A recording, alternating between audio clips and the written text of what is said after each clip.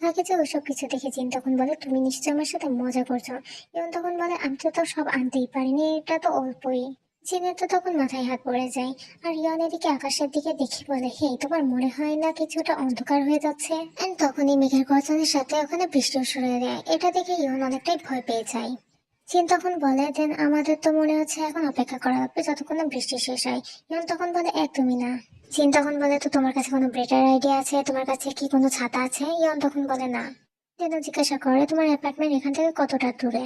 জিন তখন বলে, অতটাও দূরে নেই, আমরা যদি দৌড়ে যাই। ইয়ন তখন বলে যে আচ্ছা ঠিক আছে, দেন আমি নিজের জ্যাকেটটা বের করছি। জিন তখন বলে, তুমি কি করার চেষ্টা করছো? ইয়ান তখন বলে, তোমার কি মনে হয়? ইয়ান দেন জিনের মাথায় জ্যাকেটটা বেঁধে দিয়ে বলে, যেমনটা আমি বললাম যে আমি অনেক দ্রুততায় আছি। জিন তখন বলে, তুমি সত্যিই চাও আমরা দৌড়ে যাই? ইয়ান তখন বলে, অবশ্যই। অ্যান্ড ওর হাত ধরে টেনে নিয়ে দৌড়াতে থাকে বৃষ্টির মধ্যে। জিন তখন বলে, আস্তে দৌড়াও, তুমি অনেক বেশি দ্রুত দৌড়াচ্ছ। ইয়ান তখন বলে, দ্রুত? আমি তো অলরেডি অনেক আস্তে দৌড়াচ্ছি। এন্ড তুমি একটা সিক্রেট শুনতে চাও?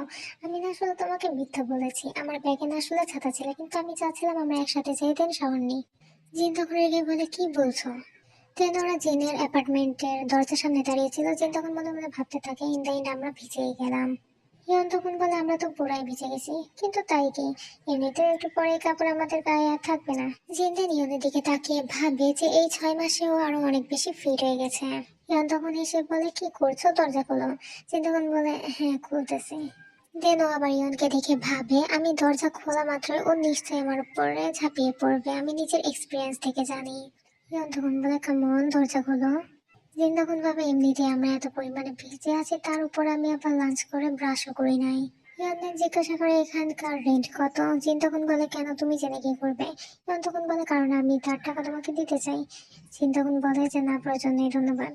জিন তখন আবার ওকে কিছু বলতেই যাবে, ইয়ান তখন বলে, সেও জিন, আমি তো বললাম দরজা খোলো, আমি অনেক বেয়ারলি নিজের হাত তোমার থেকে দূরে রাখছি।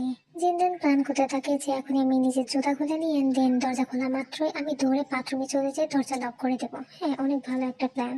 তোমার জন্য ব্যাপারটা অনেক ইজি, কারণ তুমি অনেক বেশি গুড স্মেল করো সবসময়, কিন্তু আমি আমি তো ডিফারেন্ট, তো আমি চাই কোনো কিছু হওয়ার আগে আমি আগে নিজের দাঁতটা ব্রাশ করে নিই। তেন দ্রুত দ্রুত পাসওয়ার্ড দিয়ে দরজা খুলতে থাকে।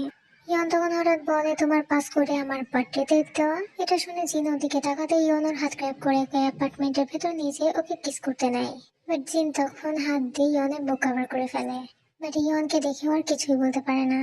ইয়ন তখন অনেক ইন্টেন্সলি ওকে কিস করছিল, অ্যান্ড দেন ওর জ্যাকেট খুলতে থাকে। জিন তখন বলে, ওয়েট, তুমি নিজের দাঁত কখন ব্রাশ করলে?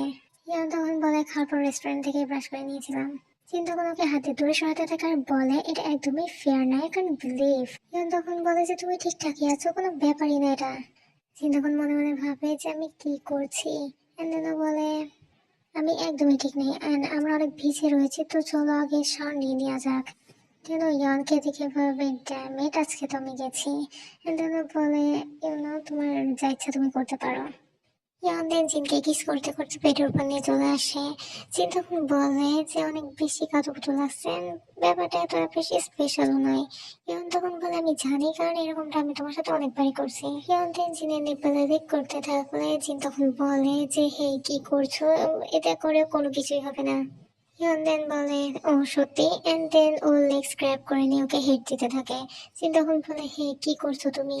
দেন ও ইয়নের হেয়ার গ্র্যাব করে বলে, আই এম সিরিয়াস, স্টপ, এটা অনেক বেশি ইমপ্রেসিং। বাট ইয়ন তো নিজের কাজ করেই যাচ্ছিল। জিন তখন বলে, তুমি কি আদৌ আমার কথা শুনছো? ইয়ন থামো।